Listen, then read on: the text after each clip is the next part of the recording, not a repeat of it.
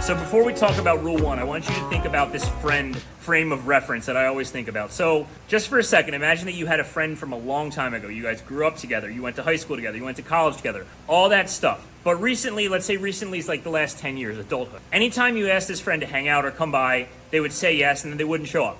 Anytime you asked this friend for help, you asked them to help move, you asked them to help set up for your daughter's party, anything like that, they said yes, but then they didn't show up. And then on top of that, whenever they did show up, they were just like a cloud of fucking negativity. It was like inviting Eeyore over into your house where just everything sucks, everything's nasty, my life sucks, blah, blah, blah.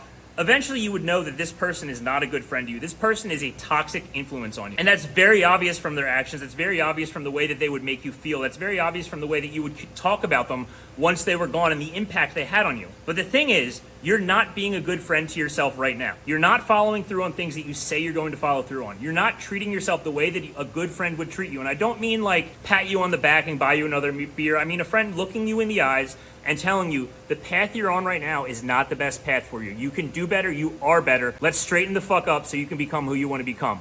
You're not being a good friend to yourself like that. So the first rule is that you are not allowed to skip a workout for the next 6 weeks. Every single workout that you're going to have in the app, and that's going to be a different number depending on who you are, cannot be skipped. The first step always has to be rigid. The first step always has to be unwavering. And the first step cannot have any compromise. So there's no compromise in this.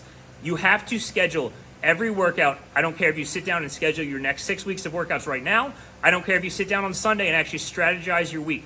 But you need to make sure that the workouts fit in your schedule, and you need to actually schedule them like they're a dentist appointment. Because if you can't commit to the most basic part of this 6-week program, you are never going to be a good friend for yourself. You're never going to view yourself as a reliable person for yourself or for others. So you need to commit right now. And on top of that, besides the friend frame, self-esteem is built by keeping promises to yourself, by knowing that you're going to follow through on the things that you want to follow through on, by not letting any bullshit excuse get in the way and push you off track. So if you want to build true confidence in yourself, that every time you look in the mirror, you know the exact man who's looking back and you trust him and you know he's reliable and you know he's consistent, you need to build the actions to be consistent right now. So rule number one, no missing workouts for the next 6 weeks. There's no excuses. This is where we start to build that iron discipline that's going to carry forth for the rest of your life.